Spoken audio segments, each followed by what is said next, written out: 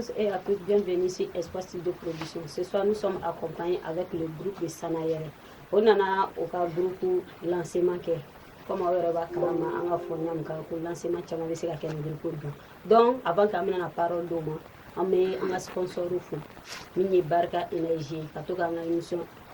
légalisée à chaque fois plutôt sponsorisé. OK o temelen ko fe amé frafina lo fo base intérieure ba a ɲɛsi misiriba ma buwake kɔnɔ an b'olu fana fo an tɛ ɲina an ka partenaires kɔ minnu bɛ to k'an ka émission bɔ sanga ni wagati bɛɛ u ka réseau sanfɛ hali bɛɛ folen kɔfɛ an b'an ka faniw fo toujours ka to k'an ka émission suit k'o yɛrɛ abonné u nana sira di an ka groupe ma u bɛna tɛmɛ k'o tɔgɔ o fɔ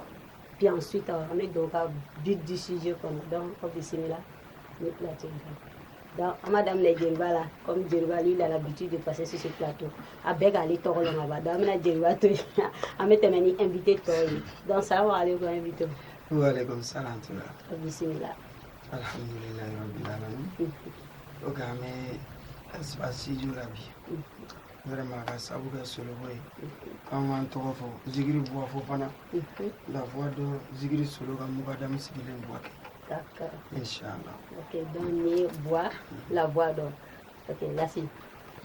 OK l'homme il est représenté wa alaikum salam wa rahmatullah espace de repart mais là c'est 100% voilà le mannequin OK donc Jeriba OK il est l'homme toujours il est refogé c'est super Jeri amen ma fo alhamdulillah rabbil alamin ala tanu kala wala ni wadon ka amma saufu jatigi cɛman jatigi musoman olu kɔnɔ ko barikada an tɛ ɲina an ka sabu ɲuman Usman Shiru Madani Haidara n'o tɛmɛna an b'an ka belebele fo an b'an ka dakabana fo turakili sinsanfa zigiri masakɛ kura a n'a kanubaga bɛɛ cɛman ni musoman ne tɔgɔ de Abubakar Darame o ko ma super jeli dogo super jeli masa ma o yɛrɛ de ye ne ye mɛnɛ dɔ fana ko roi 13 voilà OK roi 13 OK d'accord aw bisimila ni plateau in kan comme n yɛrɛ bɔra ka fɔ an nana groupe de lancement min na donc an bɛ fɛ a ka dɔ fɔ an ɲɛna groupe in kan alhamdulillah rabbil alamin an nana groupe min kuma na yan groupe Sanayɛlɛ diɲɛ bɛɛ kɔnɔ bi n'i ko Sanayɛlɛ bɛɛ hakili bɛ jigin zikiri masakɛ kura de la fila tɛ dɛ kelen don o ma zikiri solo a kanubaga bɛ diɲɛ fan o fan i bɛ Buwake i tɛ Buwake yan an bɛ kanu an kanuw ɲami ɲɔgɔn na o kuma ka zikiri solo kanubaw fara ɲɔgɔn kan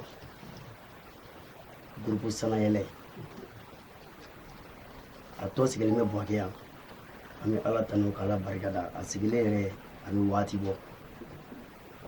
donc ne yɛrɛ de ye groupe Sanayɛlɛ jelikɛ ye mɛnɛ ninnu bɛɛ ye groupe Sanayɛlɛ mamurubaw de ye kuma an nana kana sigi ka baro kɛ groupe Sanayɛlɛ tɔgɔ la zikiri masakɛ kura tɔgɔ la dagabana zikiri masakɛ kura tɔgɔ la parce que n'i ko zikiri masakɛ bɛɛ b'o dɔn mais dagabana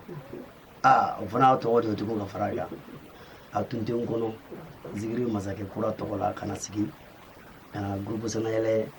ka baro kɛ ala sago bonya b'a la OK o diyara n ye donc question min bɛ ne fɛ ka poser groupe kan o le a créé la tuma jumɛn alhamdulillah groupe Sanayɛlɛ créé la depuis l'an 2018 ni ma fili an bɛ l'an 2022 la voilà créé la depuis l'an 2018 awɔ a créé o le la a objectif ye jumɛn ye a laɲini ye jumɛn ye alhamdulillah laɲini wɛrɛ t'a la i b'a dɔn n y'o de fɔ kuma kɔnɔ n'i ka zikiri solo kanu ka ban i b'a dɔn kanu tɛ fila ye kanu ye kelen de kanu ye kelen ni fila tɛ nafiga tɛ kanu na quoi n'i ka nafiga ye kanu na dɔrɔn i b'a sɔrɔ kanu tɛ donc zikiri solo kanubaw Buwake yan a bɛ diɲɛ fan bɛɛ mais komi an bɛ Buwake yan Buwake ta kuma de la Buwake yan ka fara ɲɔgɔn kan komi i da ma s'a ma fɔlɔ mais ne bɛna maɲabila kɛ Alhaji Madu Sanɔgɔ denkɛ Aja Fatumata Sanɔgɔ denkɛ Umar Saoudien ale ni zikiri suru bɛ taa depuis bi tɛ mɔgɔ caman bɛ yen a ka d'o ye ka gɛrɛ zikiri suru la donc an nana solution min sɔrɔ komi kanu ye wasa kɛ an ye fara ɲɔgɔn kan ka kɛ kelen ye kɔnɔkulu lajɛlen de bɛ bu fɔ tubabuw k'a ma ko union fait la force donc ka groupe Sanayɛlɛ créé ka fara ɲɔgɔn kan laɲini wɛrɛ min b'a la laɲiniba min b'a la ni i bɛ mɔgɔ fɛ i b'i cɛsiri ka ko dilan tigi ka ko la o de ye hɔrɔnya ye ni k'i tɛ mɔgɔ fɛ n'i yɛrɛ k'i cɛsiri ka ko tiɲɛ an ka ko la mɔgɔw min fana dɔn o fana ye hɔrɔnya de ye donc an ka mɛn zikiri solo fɛ o tuma an ye fara ɲɔgɔn kan k'a yira diɲɛ na an bɛ zikiri solo fɛ bon alhamdulilayi an ye tɔn kɛ ka jama fara ɲɔgɔn kan tɔn kɔnɔ bon mɔgɔw ɲɛ b'a la parce que zikiri solo tɔgɔ b'a la ko yɛrɛ laɲini ye zikiri solo de ye ko sigila zikiri solo de kama mais ala ka kɛ solo yɛrɛ ye mɔgɔ dɔ de ye ne ka solo kanu ala bɛ hɛrɛ dɔ k'i yɛrɛ fana ye solo kanu kama donc depuis an ka solo kanu ka zikiri groupe Sanayɛlɛ créé Buwake yan anw yɛrɛ hɛrɛ mun yɛrɛ sɔrɔ groupe Sanayɛlɛ kɔnɔ a ka ca dɛ donc laɲini wɛrɛ t'a la an kɛ kelen dɔrɔn ka bɛn kelen ma ka to da kelen fɛ ka bɔ da kelen fɛ zikiri solo kanu nafa min b'a la vraiment an tɛ se k'a fɔ k'an bɛ an da don o bɛɛ la su kelen tɛ se k'a fɔ ka ban mais an bɛ se ka min fɔ dɔrɔn ka zikiri solo kanu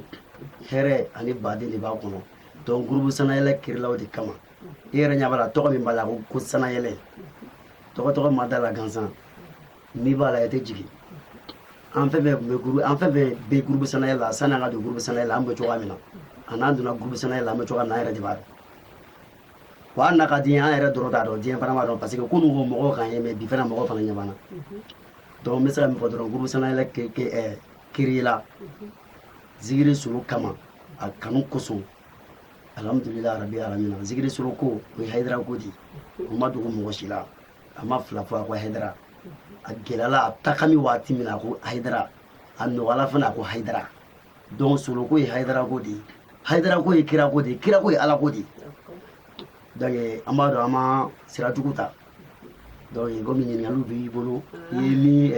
ye question min posé fɔ jaabi dɔ ye nin ala sɔnni bonya b'a la. ok donc ko laɲini wɛrɛ t'a la ko zikiri solo kanu de b'a la o de y'a bila a ka nin groupe in ok donc l'idée d'où est venue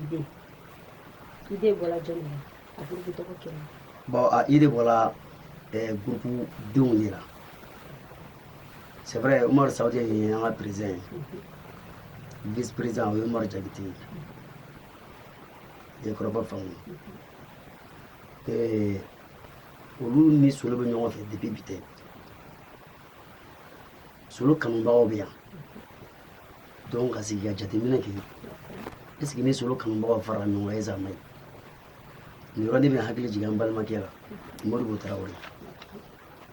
zikiri solo yɛrɛ kama ko van ne ko van dɔrɔn solo yɛrɛ b'a dɔn de la ka caya ala ye ka wuli ka kibaruya cari solo kanubagaw ye fan Buwake fantan ani naani bɛɛ an ye fara ɲɔgɔn kan donc ci sera ɲɛmɔgɔw ma ani kanubagaw bɛɛ alhamdulilah ala sɔnna ka fara ɲɔgɔn kan bon depuis o waati sani ka se o waati yɛrɛ ma a kun ka di mamuru caman ye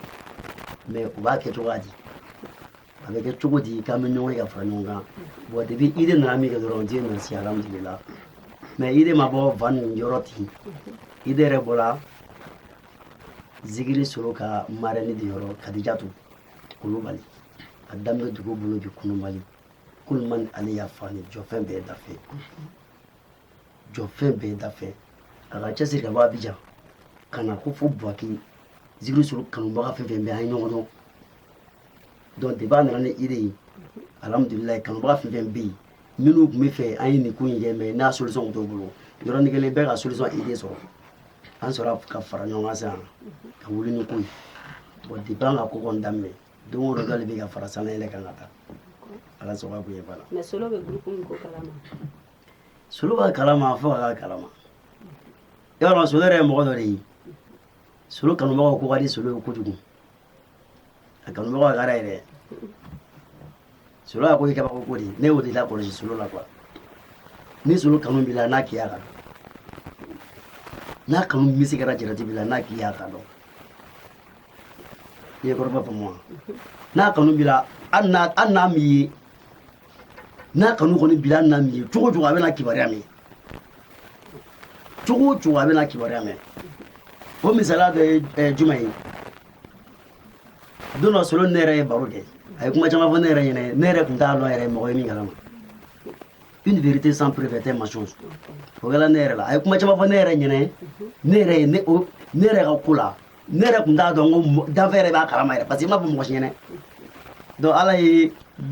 gundo dɔ fana d'a fana ma bon min ma di bɛɛ ma parce que ko dɔ de i yɛrɛ ma fɛn f'i kɔnɔ k'a fɔ mɔgɔ ɲɛna ele kelen ni kelen de b'a dɔn mais mɔgɔ wɛrɛ k'a f'i ye donc k'a yira diɲɛ na dɔrɔn ni solo kanu bɛ se kɛra jarati bila solo b'a dɔn awɔ donc solo bɛ zikiri groupe sanayɛlɛ ko kalama groupe sanayɛlɛ buwakita dɔrɔn tɛ diɲɛ fan o fan ni groupe sanayɛlɛ bɛ solo b'a bɛɛ kalama awɔ. Ok, ni question ye membre ye k'a dɔn réunion bɛ sigi don jumɛn don jumɛn an bɛ taa ni bɔ dɔ comme jeliba ye kuma na bi an bɛ se ka da olu yɛrɛ ma. Comme ko bɛɛ bɛ Darame bolo nka an bɛ se ka kelen kelen mun jaabi parce que an yɛrɛ karamɔgɔ de don mɔgɔ ye karamɔgɔ ka ko i kan ka ko kalama ni ma fili réunion bɛ k'an fɛ araba mais araba bɛɛ tɛ n'an ye réunion kɛ araba nin na an bɛ araba kelen bila donc réunion b'an bolo o hukumu kɔnɔ ka taa ten bɛɛ kɛ to baara bon 19h30 oui. Mais n'avait rien de qu'est si solo be kenya ya il participe avec vous c'est comme il est là-bas mais avec idée de dire à tout le monde là n'avait rien que non ate kenai mais wati dɔw la weleliw bɛ kɛ a bɛ dugawu kɛ réunion kɛnɛ yɛrɛ kan mais ça avait décision dɔw ta a ka kuma la non non non non a tɛ décision foyi ta anw ka yan sanayɛlɛ ya décision yɛrɛ b'an yɛrɛ de bolo donc solo yɛrɛ y'an to yen liberté la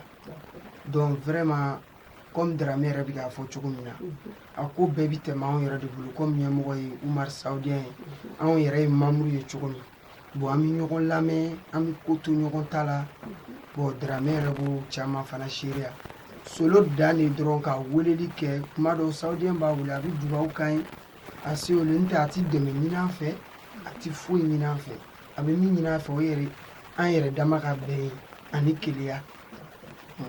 Mais comment intégrer dans le groupe mɔgɔ bɛ don a la o to Darame. alhamdulillah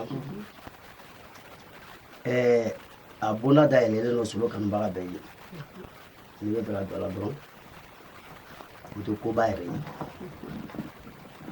voilà parce que a dabɔkun an ma dabɔ wari ɲini kama foyi foyi a dabɔla de n'i ye solo kanubaga ye souvent i bɛ se ka to bon kɔnɔ n'i ka kanu ye ka sɔrɔ a ka di bon kana fara kanubaga tɔw kan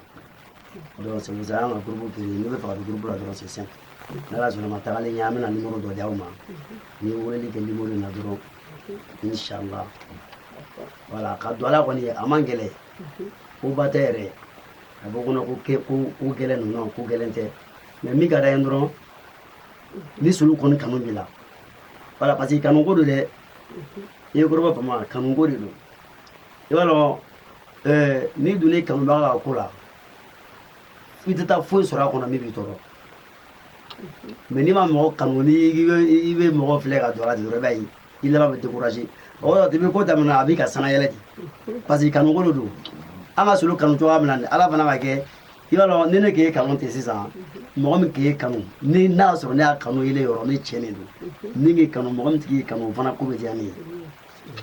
parce que dis-moi ton ami et je te dirai qui tu es i teri fɔ ɲɔgɔn la min yɛrɛ f'i maa ɲuman teri ye maa ɲuman ye maa jugu teri ye maa jugu ye son teri ye son ye n'o tɛ ni son teri kɛra polisi ye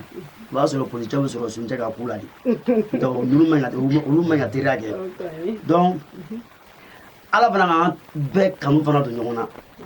donc an mago bɛ kanubaga bɛɛ la kanubaga ma woloma cɛ muso denmisɛn mabakɔrɔ voilà a ko kɔni ye kanuko de ye n'i ka miliyɔn ta ka di kanubaga ma i bɛ tila ka jɔ o la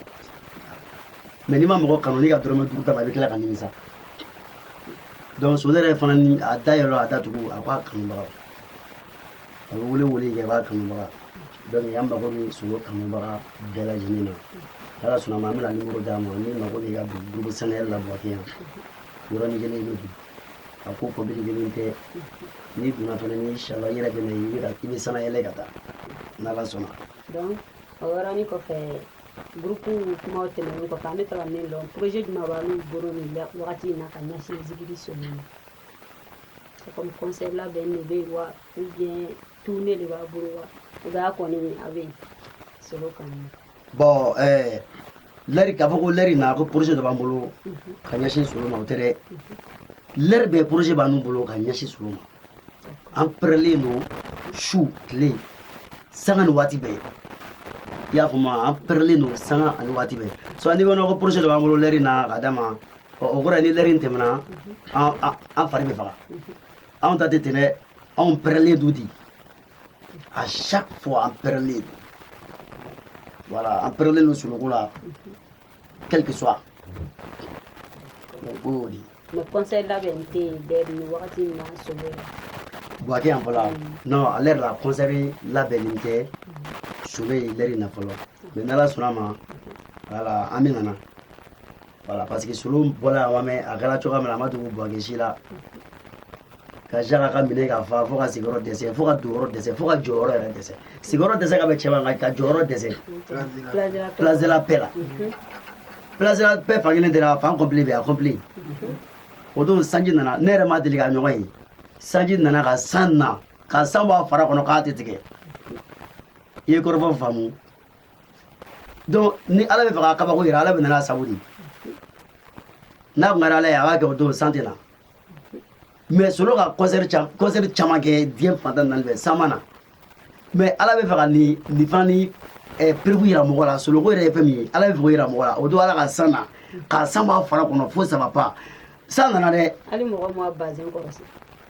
ka bazan ɲigin ka bazan pɔtɔ mɔgɔ si ma bouger mɔgɔ bɛ nana de fɛnɛ i b'a dɔn an dɔw ka concert ni san finna i b'a ye foro bɛ giri bɛɛ ja bɛ tigɛ non bɛɛ ja bɛ tigɛ dɛ bɛɛ bɛ taa so de anw kɔni ka concert ni san finna non i b'a ye yɔrɔnin kelen mɔgɔ tɛ yen mais ale ka concert mɔgɔ minnu bɛ yen o tɛ minnu bɛ so kɔnɔ n'o ka bazan ye ka bɔ san kɔrɔ n'o ka bazan ye ka taa o concert kɛnɛ fana kan a kɛra kabako de donc ala k'o fana kɛ perewu de ye k'o yira mɔgɔ la solo ko bɛ cogoya min na n'o tɛ i dan bɛ artiste caman na diɲɛ kɔnɔ ko artiste ba don wala a ka concert kɛnɛ kan Buake yɛrɛ ni san finna dɔrɔn artiste Buake dɔrɔn tɛ diɲɛ fan bɛɛ i dan bɛ artiste caman na wala a ka concert kɛ kan ni san finna mɔgɔ bɛ taa san ka nana dɛ san ye fin dɔw b'a fɔ ko n'o k'a ma s'o ma mais solo ta yɛrɛ san nana fo saba pa minnu bɛ so kɔnɔ ni mɔgɔ dɔ b'a fɔ ko ko san min nana ko non ko n bɛ yafa bi ta kɔ mais a minnu bɛ so kɔnɔ olu yɛrɛ de bɛ girinna ka bɔ n'o ka bazan ye san kɔrɔ ka bɔ ka taa donc kabako dɔw kɛra n'ala sɔnna ma mɛn mais ko ale bɛ ko ko minɛ retour b'o la o ma kɛ ale ye dɛ solo ka concert ale ye ale ka ale ko tɛmɛna depuis an ka taa ale b'a la dɔrɔn quoi voilà donc sanga ni waati bɛ n'ala sɔnna ma faniw ka pɛrɛ kanubagaw cɛmanw musomanw bɛɛ ka pɛrɛ voilà solo bɛ sɛgɛn sɛgɛn na a yɛrɛ tɛ ka a yɛrɛ ka lafiya ɲini a bɛ ka faniw ka plaisir de ɲini voilà donc n'ala sɔnna ma a tɛ mɛn yɛrɛ i b'a ye a bɛ nana n'ala sɔnna ma n'a bɛna fɛnɛ a tɛna bali mɔgɔ si fana na inchallah inchallah n'ala sɔnna ma.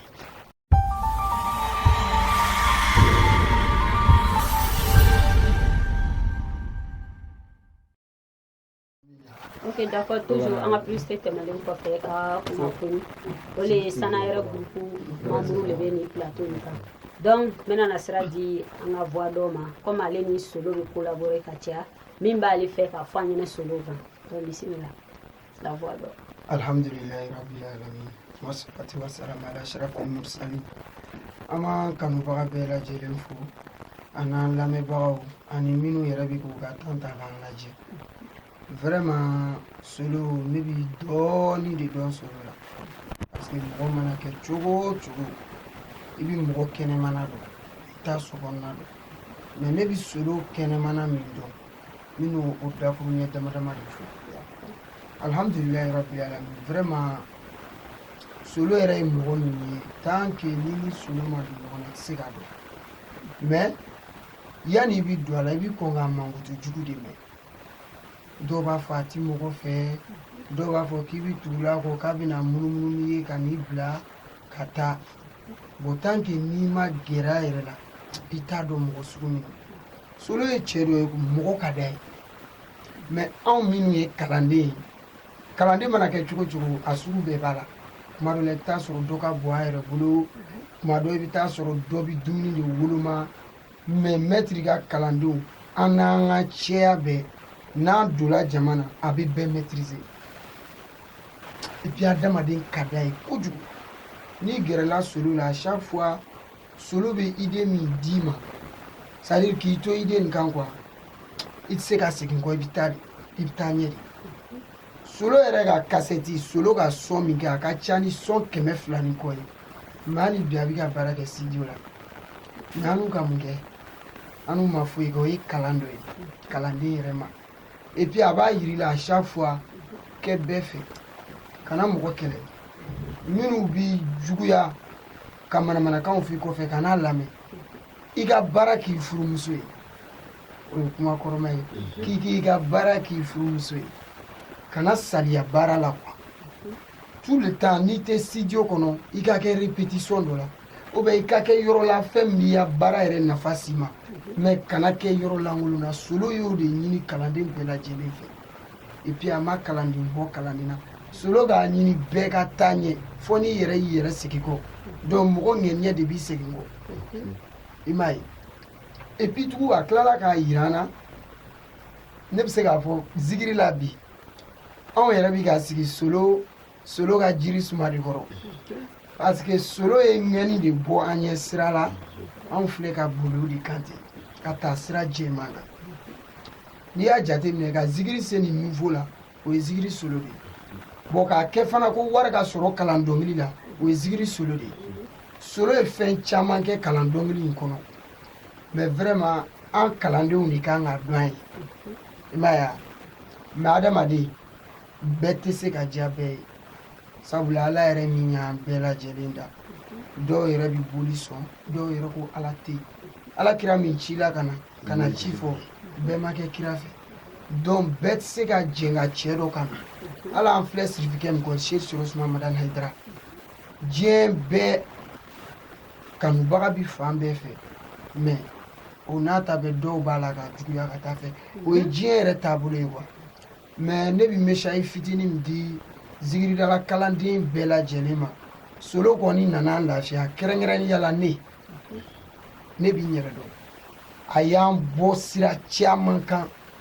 et puis n'i tugula la a bɛ jogo de yir'i la i jogo ɲɛ i jogo ɲɛ i jogo ɲɛ kana to i jogo ka cɛ i jogo ɲɛ n'i jogo ɲɛna a bɛ fɛnba de las'i ma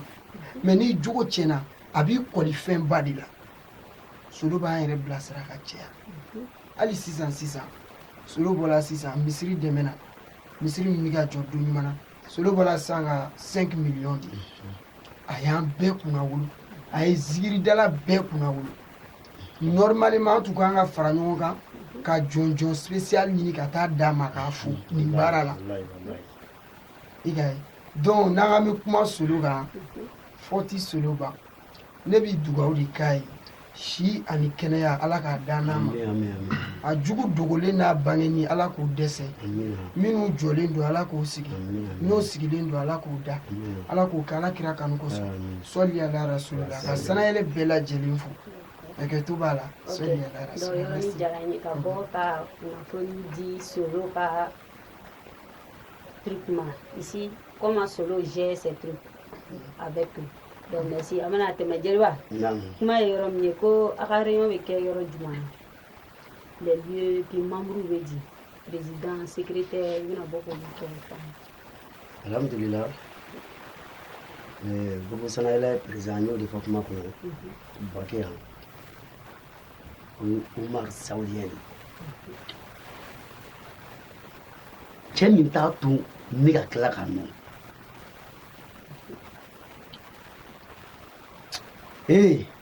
Tarawele wallahi ni mɔgɔw jɛna k'i ka fara ɲɔgɔn kan k'i ta k'i bila ɲamaya la don min n'o diminen kɔrɔ bɛ fara ɲɔgɔn b'i ta ka bɔ a la mais ni Ala yɛrɛ sɔnna k'i bila ɲamaya min na fadenjugu kana yɛrɛ sɛgɛn karamasina fɛn min na i k'a yɛlɛma ka n ka minɛ kɔsegi n'i y'o kuma mɛn dɔrɔn i b'a sɔrɔ maa de ye fɛn dɔ ta k'a di a maa ɲɔgɔn ma n tɛ ni ala ye fɛn fɛn di maa ma ala bɛ fɛn tɔgɔ n'a minɛ de ta k'a d'i ma ala ye hɔrɔnya n'a minɛ ta k'a di aja fatumata sanɔgɔ di ma Umaru Sawudiyɛ Abba Jalo furukɛ Gafuri Awa Jara cɛ kan kelentigiw la kan kelentigi ne o tɛ fɔ n ko hali ni Umaru Sawudiyɛ ko ne ma ko sini sɔgɔma k'a bɛ maa dɔ da ka kan tigɛ walayi ni ne tɛ fɛ a tigi ka sa ne bɛ si ka ala deli de ala kana to dugu ka jɛ parce que maa dɔn ni dugu jɛra a b'a kɛ n'a ko sini sɔgɔma k'a bɛ miliyɔn di dɔ ma ne bɛ si ka ala deli de ala k'a to dugu ka jɛ joona a tigi ka miliyɔn sɔrɔ dugujɛ de b'a tigi ni miliyɔn sɔrɔ cɛ n y'o de fɔ kuma kɔnɔ n ko mɔgɔ ɲumanw de bɛ ɲɔgɔn kanu mɔgɔ juguw de bɛ ɲɔgɔn kanu n'i bɛ fɛ ka zikiri solo yɛrɛ jogo dɔn kana taa yɔrɔ si Umaru Sawudiyɛ a jateminɛ jɛn kɛ n'a ye walayi Sawudiyɛ de an ka président ye n'o tɛmɛna vice président fulakɛ Tɛnɛcɛn Bali pour le jom jeli bɛ pour le jom nayi pour le gorgo lobo Umaru Jakite fulakɛ ni kari n'o tɛmɛna ne de ye jeliba ye ne kɛla hɔrɔn ye ko wari b'i bolo sanu b'i bolo mais ne jeli t'i bolo a bɛ komi dirigiba b'i kan na poche t'a la groupe Sanayɛlɛ Deboake dirigiba poche de ye ne ye bon maintenant communication côté là réseaux sociaux fan fɛ Isa Traoré groupe Sanayɛlɛ information fɛn fɛn mi di ne yɛlɛla YouTube sanfɛ Facebook sanfɛ TikTok kan fan fan n'i donna yen réseaux sociaux sanfɛ i bɛ taa Isa Traoré ɲɛnama jɔlen sɔrɔ yen ale de k'a to Burkina a tun bɛ jɛgɛ de ɲun k'a feere Burkina sugu la n'a bɛ taama n'a découragélen don n'a bɛ fɛ ka kuraye sɔrɔ a bɛ zikiri solocation bila portable la a b'a jɔ a kilo kɔrɔ hali ni dɔgɔ ma diya o don ale sɛbɛnni bɛ don so kɔnɔ solo kanu fɛ depuis Burkina a nana Buwake ani cogo kelen don Isa Traoré ale de bɛ o jɔyɔrɔ la réseaux sociaux côté la n'o tɛmɛna an ka secrétaire Isufu Kulubali a n'a badenkɛ manager Layiki olu de ye secrétaire ye groupe Sanayɛlɛ sigilen bɛ yɔrɔ min na a bɛ fɔ a ma Buwake a ko Kafok a bɛ Kafok de ni mɔgɔ min bɛ fɛ ka don groupe Sanayɛlɛ la dɔrɔn ni Ala sɔnna ni numéro dira a yɔrɔ dɔ man gɛlɛn a bɛ Kafok groupe Sanayɛlɛ jatigikɛ o ye ba Umu denkɛ ye gin ɔgɔtogo ɔgɔ yara yara caco dɔgɔnɔkɛ fama dɔgɔnɔkɛ layidutigi ne yɛrɛ ka tayɛrɛkɛ Tɛnɛcɛn Bali gino ale de ye groupe Sanayɛlɛ jatigikɛ ye an ka bɛna groupe Sanayɛlɛ sigi mais an bɛ fɛ ka ba sigi yɔrɔ jumɛn a ko a ye na ne ka so bɛ yen olu de ye moto ta ka bɔ Buwake yan ka taa Mawurudi kɛ Bamakɔ Usman Siri Madani Haidara fɛ o jigila solo de fɛ o k'o tɛ jigin yɔrɔ si k'a sɔrɔ o dɔnbaga caman bɛ yen o badenw bɛ Bamakɔ ko bɛ jigin solo de kan parce que o kanuba de ye solo ye solo kanu b'o la kojugu n'o ɲɛdala solo kan bana bana b'o la k'a bɛ furakɛ groupe Sanayɛlɛ jatigikɛ ye Gino de ye o tuma membre ka ca i b'a dɔn bɛɛ n'i jɔyɔrɔ de don donc Ala sago a bonya b'a la awɔ. Avant ka bɛna taa Facebook question min bɛ yen o de ye a importance ye jumɛn ye n'i donna groupe in na i bɛ hɛrɛ jumɛn sɔrɔ a kɔnɔ. Traoré n'i donna groupe Sanayɛlɛ la i bɛ hɛrɛ caman sɔrɔ ne m'a fɔ kuma kɔnɔ ko n'i donna groupe Sanayɛlɛ la n'i bɛ Sanayɛlɛ yan a bɛ mɔgɔ caman kɔnɔ komi Sanayɛlɛ ko tɔgɔ dɔrɔn de i b'a dɔn tɔgɔ ye fɛnba de ye hadamadenya la ni i den tɔgɔ da ko Wurudeni mɔgɔw na e yɛrɛ wele ko Wurudeni fa nka n'i y'i den tɔgɔ da ko maa ɲuman mɔgɔw na e yɛrɛ wele ko maa ɲuman fa e ma mɛn ko groupe Sanayɛlɛ yan groupe Sanayɛlɛ kɔnɔ hɛrɛ fara hɛrɛ tana kan n'a bɛ maa o maa ka so groupe Sanayɛlɛ denw bɛ fara ɲɔgɔn kan ka d'i ka ko kɛ u b'a kɛ n'o farikolo ye u b'a kɛ n'o hakilina ye u b'a kɛ ni nafolo ye wa nafoloden tɛ dɛ parce que a bɛɛ ye fonisere de ye i ye kɔrɔfɔ faamu et puis an kɛ mɛ ka ko dagabana caman kɛ a dɔ ye jumɛn ye tuma ni tuma an bɛ taa bɔ ɲɔgɔn fɛ ka taa sigi i ka so ka sigi ka baro kɛ ka tulo ni yɛlɛw kɛ ka hakilina falen-falenw kɛ tuma ni tuma an b'a kɛ donc denkundi bɛ yen o groupe sanayɛlɛ membre bɛ taa kɔɲɔ bɛ yen o même chose hɛrɛ ani hɛrɛ tana an bɛ fara ɲɔgɔn kan ka di ka ko kɛ hadamadenya na groupe sanayɛlɛ kɔnɔ hɛrɛ ka ca ne yɛrɛ ne taara mawurudi la Bamakɔ n y'a fɔ groupe sanayɛlɛ réunion na n ko ni Ala sɔnna n ko ɲina mawurudi n ko n bɛ taa Bamakɔ n ko mais ne tɛ taa Bamakɔ ka taa jigin n ka mɔgɔw fɛ dɛ a ka di ne ye n bɛ taa jigin Solo yɛrɛ de fɛ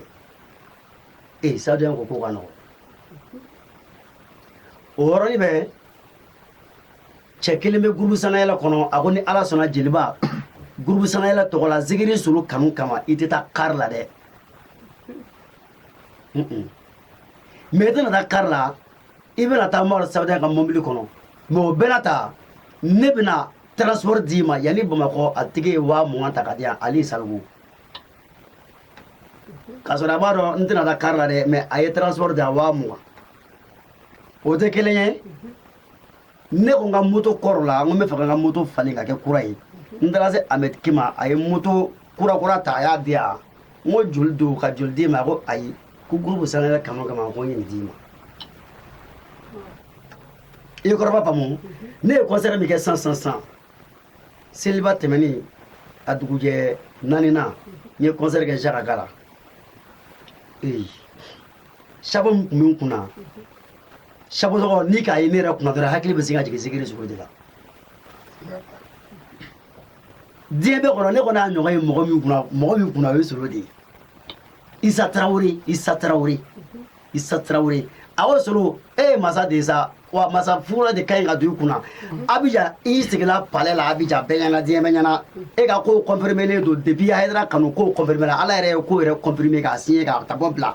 fadenjugu tɛ se k'o wuli ɲango tɛ se k'o wuli hasidi tɛ se k'o wuli cɛ mɔgɔ ka jɛgɛ kɛlɛ mais ni ne la ka di ka ban kuma banna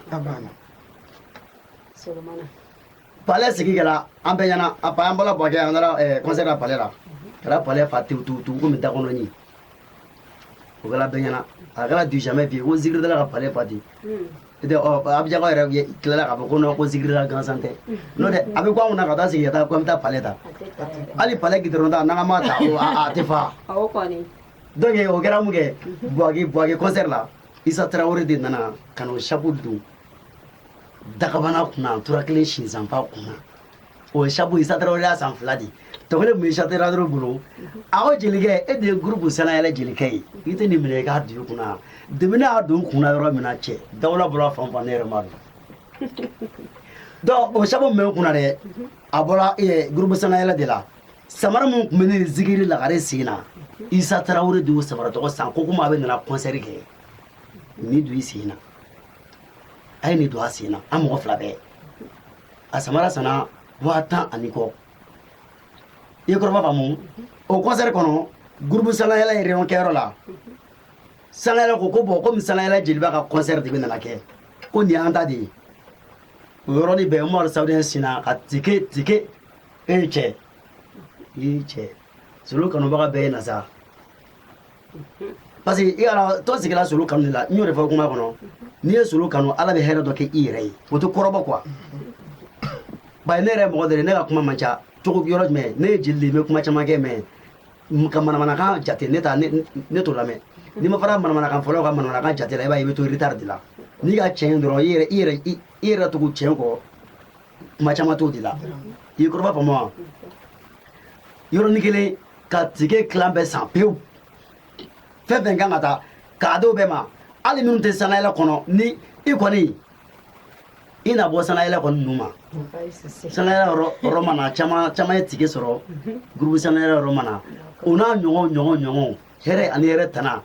a ka ca dɔn tɛ se ka ma bɛɛ fɔ baroda kelen na su kelen kɔnɔ dɔn bɛ se ka min fɔ groupe sanayɛlɛ n'i b'a kɔnɔ hɛrɛ ni hɛrɛ dama de b'a kɔnɔ ala sago bonya b'a la comme n yɛrɛ bɔra k'a fɔ n ko Facebook person kelen bɛ yen avant que an bɛna baro kun cɛ o le ye ko est-ce que Solo bɛ se ka déplacer mɔgɔ bolo min tɛ sanayɛlɛ la ka na concert kɛ min tɛ sanayɛlɛ groupe kɔnɔ. Oui, c'est normal. ni dugawu jaabira dɔrɔn frontière t'a la ni kɛ frontière kɛlen ka dugawu la hali bɛɛ ma jaabi ala bolo fɔlɔ an ye jɔ an ye k'a kunbɛn nɛgɛsotigi de bɛ nana n'o tɛ ni rɛmɔgɔtigi y'a kunbɛn i mana kɛ karatɔ ye walayi taa tu pila i ka jɔ an ɲɛ donc ni dugawu jaabira a kunbɛn cogo t'a la quoi voilà Haidara ka dugawu jaabila Sule ye donc o ko confirmé la ka ban donc i b'a ye a ko yɛrɛ bonyana groupe sanayɛlɛ ko dɔrɔn tɛ quoi voilà i b'a dɔn Sule kanubaga ka ca ka sɔrɔ o tɛ groupe sanayɛlɛ la k'a fɔ i ka Sule kɔni kanu k'i b'a déplacer ka n'i ka ko la n'a bɛnna la ka ban alhamdulilayi voilà n'a bɛnna la mais ale tɛ taa yɔrɔ minnu na parce que a bɛ taa yɔrɔ minnu na wolomalen don de i b'a ye souvent mɔgɔ dɔ b'a fɔ ko non ko karimasina b'a yɛrɛ bonya o tɛ mɔgɔ filɛ adamaden n'i sera hali n'i ma se niveau la yɛrɛ n'i hakili y'i ta ye ka ban n'i b'i yɛrɛbakun fɛ i b'a ye i bɛ ko jateminɛ ka sɔrɔ k'i sen don a la Sule bɛ yɔrɔ min na bi a plus pour raison i ni ala cɛ n'i yɛrɛ ka Sule yɔrɔ cogo la i b'a dɔn a n'a man kan donc o tɛ taa o yɔrɔ sugu la n'i y'a n'o mɔgɔ jɛna k'u wolo n'a ɲɔgɔnnaw na i b'a ye o tɛ taa a tigi bɛ sɔrɔ a fɔ ko non ko u bɛ tan ka sɔrɔ man ɲi ka taa fɛn fɛn bɛ kɛ sababu ye ka tɔgɔcɛn s'i ma ka tɔgɔcɛn s'i ka karamɔgɔ ma i b'a ye man ɲi k'o kɛ n'o tɛ au dehors de tout ça Zikiri Sule kɔni a pɛrɛlen don ka na silamɛ diinɛ de ɲɛnajɛ kama n'i y'a wele i bɛ diɲɛ fan o fan n'a kɔni bɛnn'a na o pɛrɛlen don o bɛ n'a kɛ. Donc question laban ye min ye ko kan Zikiri Sule nana place de la paix la ka yɔrɔ fa ko a nafa min ma se la a ka faniw ma minnu y'a ta ka na. Minnu y'a ta ka na. Sanna yɔrɔ min. A nafa bonyana n y'o de fɔ kuma daminɛ ma na n ko ni i ka mɔgɔ kanu foyi tɛ bɔ kanu kɔnɔ min bɛ mɔgɔ tɔɔrɔ n'i ma mɔgɔ kanu de i yɛrɛ bɛ taa fɛn dɔ wɔgɔ bi k'i yɛrɛ tɔɔrɔ n'a ye ka sɔrɔ o tɛ mɔgɔ nɔ o y'i yɛrɛ nɔ de Sule nana concert kɛ yan bɛɛ kɔntana bɛɛ kunna wolola parce que min ɲɔgɔn ma deli ka kɛ o de kɛra k'a fɔ ko non vraiment ele bɛ groupe sanayɛlɛ la groupe sanayɛlɛ Zikiri Sule a membre dɔ de ye nin i b'a ye o yɛrɛ ye koba de ye mɔgɔ ma parce que Sule yɛrɛ tɔgɔ dama fɔ yɛrɛ a bɛ mɔgɔ kisi a tɔgɔ dama fɔ i bɛ dumuni sɔrɔ ka dun a tɔgɔ dama fɔ i bɛ siyɔrɔ sɔrɔ ka si a tɔgɔ dama fɔ i bɛ hɛrɛ sɔrɔ a tɔgɔ dama fɔ komi i bɛ tɔɔrɔ sɔrɔ yɔrɔ dɔ la parce que ni comment dire ni silamɛ n'i ka silamɛ tɔgɔ ɲuman fɔ kafiri i b'a ye e min y'a tɔgɔ ɲuman fɔ a b'a essayer k'i kɛlɛ de mais n'i ye silamɛ tɔgɔ ɲuman fɔ silamɛ ye dɔrɔn a b'a essayer ka gɛrɛ i la donc Sule tɔgɔ fɔli kɔni yɔrɔ dɔ la yɛrɛ diɲɛ wuli don yɔrɔ dɔ la n'i ye Sule tɔgɔ fɔ walayi n'a sɔrɔ i kan ka si salon de la e bɛ si chambre la lit sanfɛ o yɔrɔ de ka ca parce que alhamdulillah bɛɛ kɛn bɛ ka Sule ko yɛrɛ kɛn bɛ ka kɛ kɛɲɛkɛ de ye bi voilà alhamdulillah. Il n'y a pas de souci donc comme voilà avec numéro ta o le ye le 05 75 27 03 32 n'i k'o numéro kɔni lancé n'Ala sɔnna i bɛ don groupe sanayɛrɛ la n'i mako b'a la i ka numéro nin lancé donc n bɛ fɛ voix dɔ bɛ yan a ka dɔɔni fitinin dɔ kɛ comme podium depuis la Jeriba de bɛ kuma na an m'a bɛɛ kɛra kuma ye bɛɛ b'a essayer ka yan joie dɔɔni avant k'an m'a fɔ k'o de don comme l'heure sera caméraman yɛrɛ kan ka signalement kɛ donc i bɛ 30 minutes nin kɔnɔ i b'a bɛɛ fɔ. Ne kɔrɔna dugu yala ne ba ka kile bi dugu tama nye bani ni baba bɛ tama ma Haidara ka Solomani ɲɔanye u bɛ n kɔ ni ti cɛw ye cɛw tɛ k'i kɔ nbaya de ne nani wele maasi ta de ne nana wila Haidara de sarama ye ne bonya kan kanu kan fa ka kila kan bila ɲɔgɔn na ni u ɲɛ Habibe mi bonya masegi ki Zikiri dɔ la ka jɔnjɔn Dara me ima ba barume sana yele darame ima sumu la si 100% ima barume manager laiki ima jurume solo mana yo itanu tiban ala solo wa isarabe ala bolo amana fobi isarabe ala bolo wano digira adama deni mina iba sorai mabara nyumane ne ka solo minye ke wale nyuma sontoro bontore abarika ne bua fufana aywa namu wa iene kai kamu kadamunye okerade basolo mana oyoro ni diaranye ke mogo febi mogo mimbi fe fara mogo la mami nga siratila solo mana yo ok d'accord donc comme voilà ka fanyam ka numéro ni be fe ka do Sanayere groupe la be numéro ngwele ole le 0575 27 03 32 ni ka numéro wore ni sela ba benya so donc bye, merci de nous avoir suivis toujours Espoir Studio le be ni on a chou chama be so sponsor barka basadia barka batana barka